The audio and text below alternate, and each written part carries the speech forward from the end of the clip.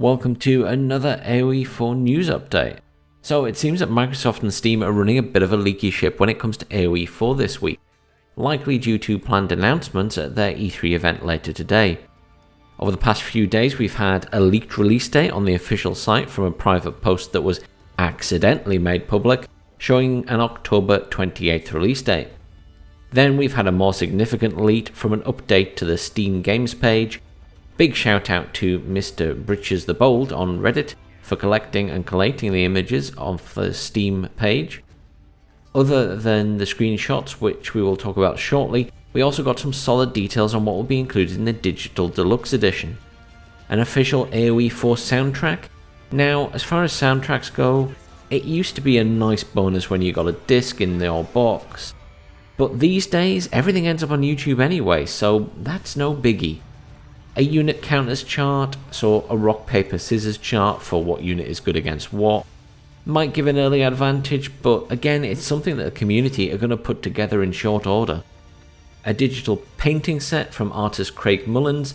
Again, back in the day when you got posters and images, something you could stick up on your wall, that was great, but just getting a digital image, they're going to be available everywhere anyway. I don't feel like that's a huge bonus to get if you're paying a lot more for a deluxe edition.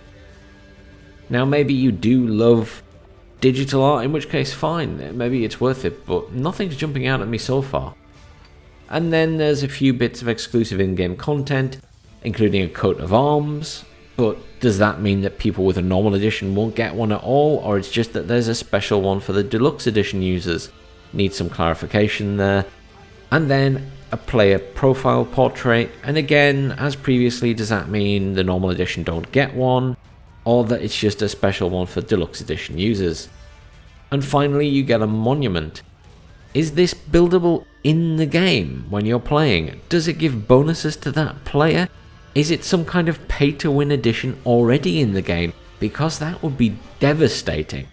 Hopefully we'll get some clarity on that later today, because bringing in a monument, if it gives bonuses like a lot of them will do, because they will allow you to go down one particular track, such as militaristic or societal, etc., then, you know, if this is a monument that's going to give you a separate bonus, that's not really fair.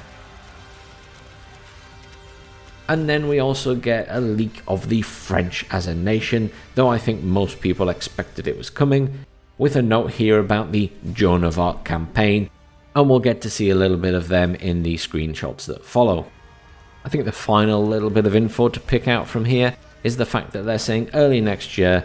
They've pretty much confirmed there that mods will be available, or certainly the mod tools, and I suspect that some community members will be given those early so that they have something ready to go out the door when they release this stuff. Now let's take a look at the screenshots, which were uploaded to Steam and then removed. First we have this blue cavalry line going against the equivalent from the Reds. Myself and others suspect this is showing the French in blue, and likely against the British forces in red, possibly as part of the Joan of Arc campaign. Weapon sizes looking a lot more sensible here than in some of the earlier footage, and the units frankly looking a lot less cartoony. Now for their marketing footage, they do appear to be sticking with particular colours for the particular factions, so keep an eye on that for the rest of these images. Now next we have a shot of what appears to be a Chinese faction town. Nothing significantly new here, though I must say the purple looks good on these buildings and quite distinctive. I was not sure about the bright colours at first, but actually this doesn't look too bad. And again, some of the units there just looking a little bit more sensible than they were previously. Now we have a similar shot of an English town that is about to have the whole upgrade wave, judging by the fact there is a beam of light in the middle there. Again, what I'd like to note here is I really feel like the units look a lot less cartoony than in previous footage. You will know in my previous video I complained about how the sword units in particular looked really cartoony, and here, at least from a distance, they look a lot better, the weapon sizes look a lot more sensible, so yes, pleased about that. Next we have ships. 4 different types here. The ones in the middle, transport ships perhaps? Now what I really want to point out about these ships is they appear to show off one of the new factions that hasn't yet been fully announced. and there are a few more images to follow of this faction, so stay tuned. We are seeing here what most people suspect are the Abbasid Caliphate.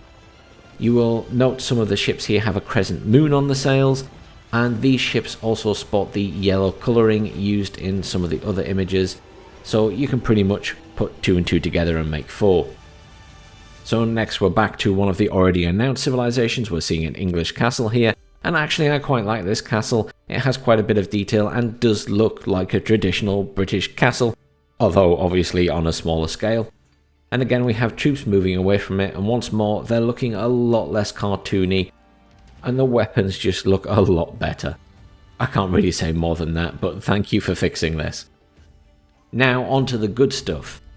So here we are seeing an Abbasid Town, giving us a look at some of their units up close, including the traditional scimitar style swords on some of the troops in the top right there, as well as some very fitting historical clothing for the troops. I will also note here the very distinctive building style for this faction, as with all the other factions. I am slightly bothered by the villagers in the bottom left corner, as their pickaxes look way too massive for them, but hopefully this again is just an adjustment they've not got round to yet, since they seem to have fixed all the other weapon sizes. Now we get to see some active combat between the Delhi Sultanate and the Abbasid Caliphate. Here we are getting to see the new camel units, which are likely specific to this faction, coming with both archers and swordsmen on them.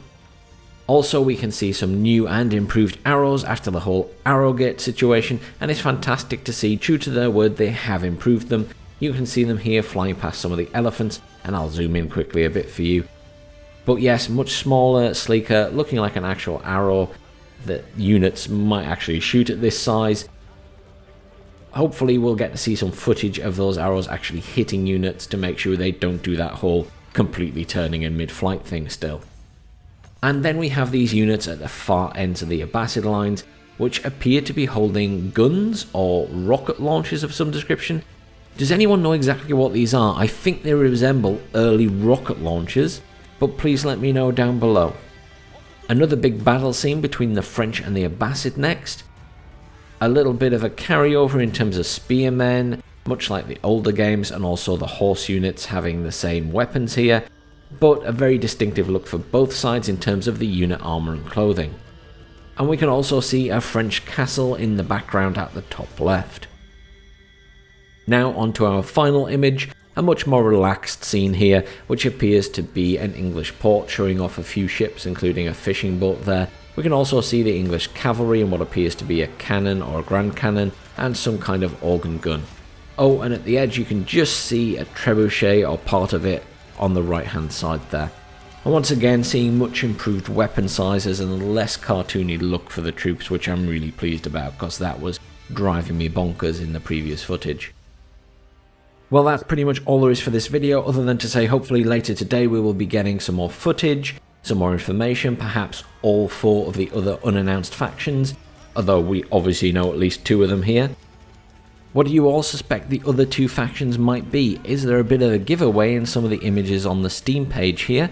Let me know in the comments down below, and obviously I will bring a new video out once we get that further information, hopefully later today.